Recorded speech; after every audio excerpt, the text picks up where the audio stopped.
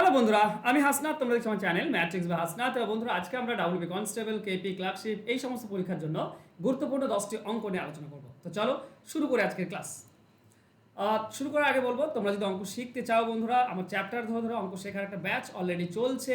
তাড়াতাড়ি যোগাযোগ করে নিও, নিচে ফোন নাম্বার দেওয়া আছে। দেখো, প্রথম প্রশ্ন এরকম দেওয়া আছে যে একটি ঘনকের একটি তলের ক্ষেত্রফল 64 বর্গ সেমি, তাহলে ওই ঘনকের আয়তন কত হবে? দেখো, ছবিটা যদি তুমি আঁকতে পারো বা ছবিটা যদি মনে মনে কল্পনা করতে পারো, তো এই ধরনের অঙ্ক করাটা খুবই সোজা। এই যে নিচের তলটা দেখছো, এটা 64 সেমি, আর আমরা জানি যে ঘনকের সমস্ত বাহু সমান হয়। তাহলে এটা 64 সেমি যদি হয়, তাহলে এটা 8, এটা 8, মানে বাহু 8। এবার একটা ঘনকের বাহু যদি 8 হয়, তাহলে আয়তন কত হবে? আয়তন হবে বাহু কিউব, মানে 8-এর কিউব, মানে 3টি 8 গুণ, 3টি 8 গুণ করলে কত হয়? 512 হয়। তো 512 ঘন সেমি, অ্যান্সার হবে অপশন ডি। ক্লিয়ার? চলো যাবো নেক্সট কোশ্চেনে। ক্রয় মূল্যের উপর 20% ক্ষতি হলে বিক্রয় মূল্যের উপর ক্ষতির হার কত হবে? দেখো, ক্রয় মূল্য থেকে বিক্রয় মূল্য একটা সিম্পল সমাধান রয়েছে, সেটা হচ্ছে a ডিভাইডেড বাই 100। ক্ষতি বলেছে তাই মাইনাস a ইন্টু 100।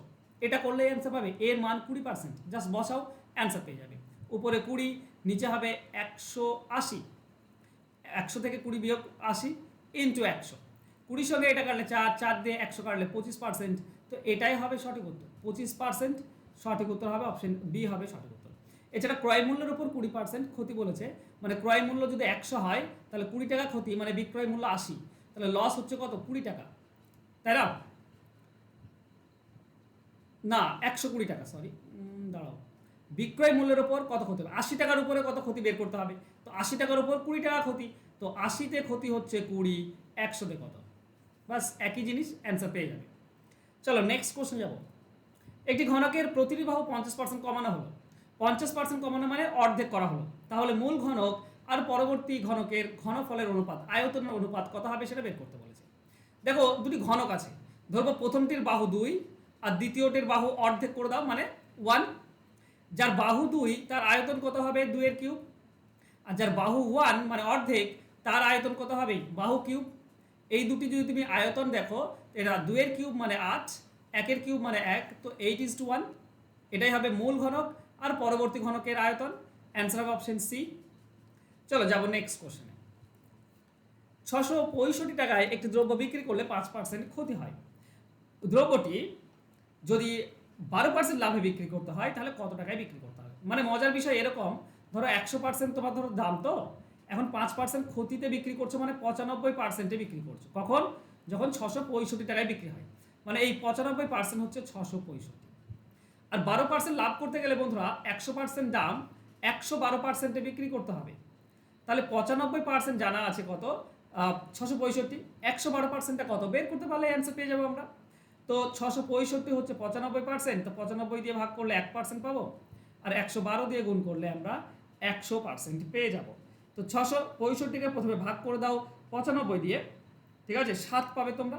এটার সঙ্গে এটা কাটলে 7, 7 আর 112, 784, মানে 784।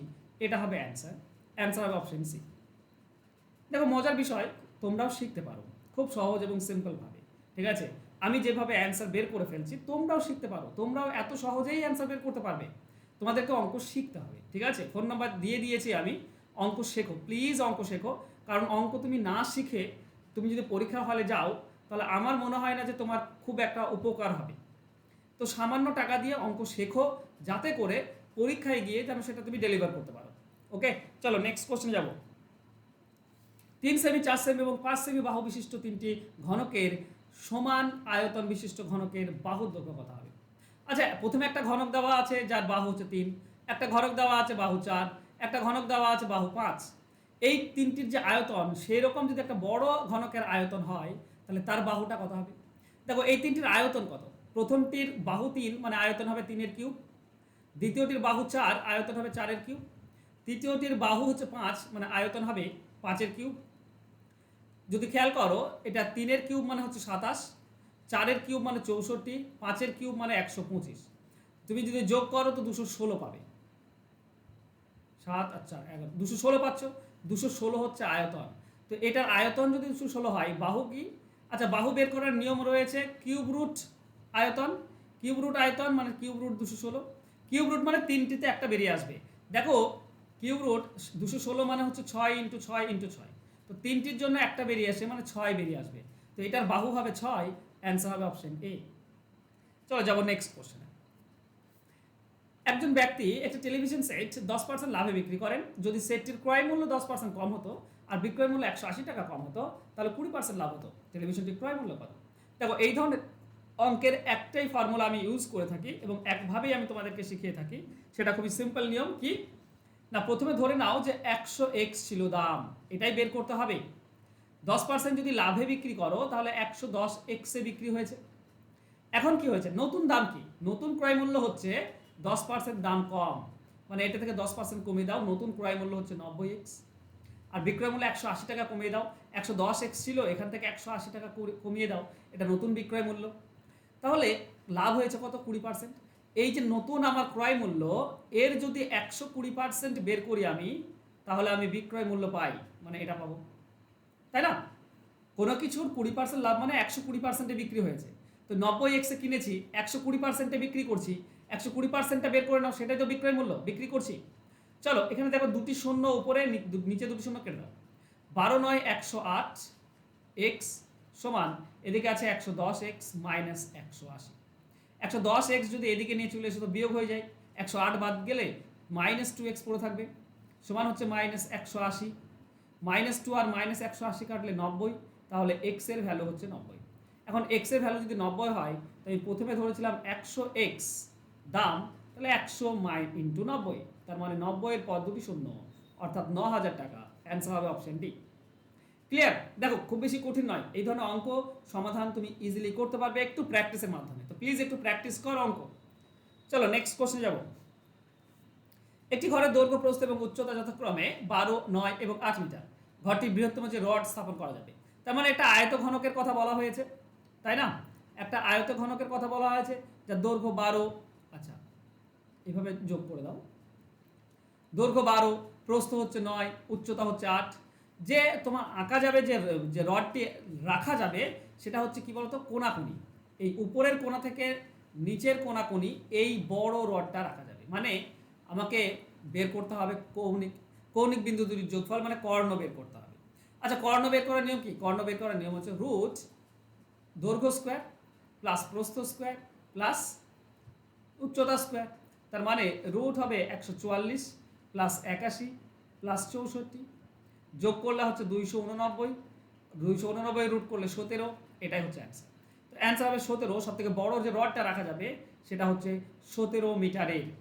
ওকে, চলো যাবো নেক্সট কোশ্চেনে। পরবর্তী কোশ্চেন বলেছে, একটি বোট স্রোতের প্রতিকূলে 20 কিমি যায় 2 ঘন্টায়, কিন্তু স্রোতের আচ্ছা অনুকূলে 20 কিমি যায় 2 ঘন্টায়, কিন্তু প্রতিকূলে যেতে সময় লাগে 5 ঘন্টা। স্থির জলে বোটটির বেগ কত? দেখো তাহলে আমরা অনুকূলের বেগ কি পাচ্ছি, দেখো এখানে বের করতে হবে অনুকূল। 20 কিলোমিটার যায় 2 ঘন্টায়, তাহলে 1 ঘন্টায় যাবে 10 কিলোমিটার প্রতি ঘন্টা, এটা অনুকূলের বেগ। প্রতিকূলের বেগ 5 ঘন্টায় যায় 20 কিলোমিটারটা, 1 ঘন্টায় কত যাবে? 4 কিলোমিটার প্রতি ঘন্টা। তাহলে আমরা অনুকূল প্রতিকূল পেয়েছি বন্ধুরা। অনুকূল প্রতিকূল যদি পেয়ে যাই, তাহলে বোট বের করার নিয়ম হচ্ছে অনুকূল প্লাস প্রতিকূল ডিভাইডেড বাই 2, মানে 14কে 2 দিয়ে ভাগ করে দাও, 7 কিলোমিটার প্রতি ঘন্টা। অপশন এ হচ্ছে সঠিক উত্তর। ক্লিয়ার? চলো যাবো আমরা নেক্সট কোশ্চেনে।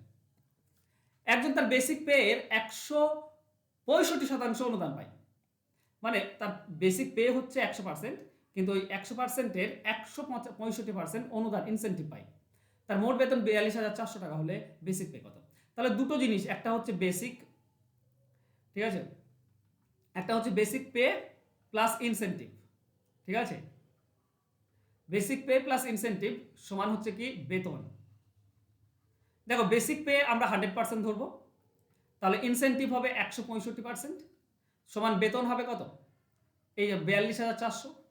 তাহলে টোটাল আমি পার্সেন্টেজ দেখলে 265% হচ্ছে, 265% হচ্ছে 42,400। তাহলে 1% কত হবে? 1% হবে 42,400 ডিভাইডেড বাই 265। তাহলে আমাকে বেসিক পে চেয়েছে, বেসিক পে হচ্ছে 100%, তাহলে 100%টা কত? 100 দিয়ে গুণ করে দাও, এটা করলে তুমি অ্যান্সার পেয়ে যাবে। তো আমাদের কাছে 42,400, তাকে তুমি ভাগ করতে হবে 265 দিয়ে, ভাগ চলে যাবে, ঠিক আছে, ভাগ চলে যাবে, ছোট করে কাটাকাটি করবে, এটা এটা দেখবে 160 পাবে, 160 আর 100 গুণ করলে আমরা পাই 16,000, এটাই হচ্ছে অ্যান্সার। অ্যান্সার হচ্ছে অপশন ডি। ক্লিয়ার? চলো যাবো নেক্সট কোশ্চেনে। স্রোতের বেগ 5 কিমি প্রতি ঘন্টা, মোটর বোট স্রোতের প্রতিকূলে 10 কিমি গিয়ে ফিরে আসতে 50 মিনিট সময় লাগে, বোটটির গতিবেগ কিমি প্রতি ঘন্টায় কত? ওকে, স্রোত, আচ্ছা যেটা বের করতে সেটা এক্স এর মান। আমার মনে হয় এটাতে তোমাদের মিডল টার্ম আসতে পারে, ঠিক আছে, অপশন ধরে করাটাই বেটার, কিন্তু আচ্ছা অপশন ধরে করব। তার আগে দেখি, ঠিক আছে, ধরো বোট হচ্ছে এক্স কিলোমিটার প্রতি ঘন্টা, তাহলে অনুকূল হবে এক্স, এক্স প্লাস ফাইভ, প্রতিকূল হবে এক্স মাইনাস ফাইভ। দেখো 10 কিলোমিটার যদি অনুকূলে যায় তো সময় লাগবে কত?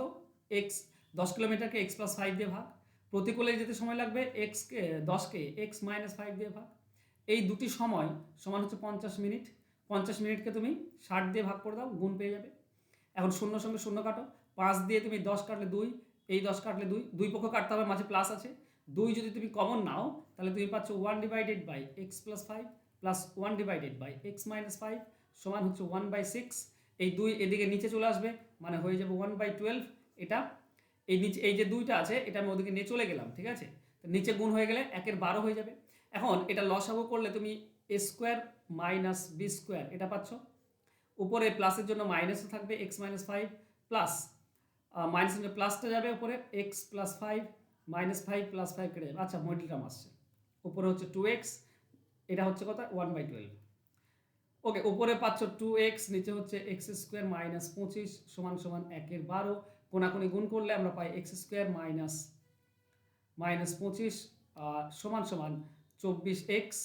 24x এদিকে নিয়ে চলে এসো, x square minus 24x minus 25 সমান 0।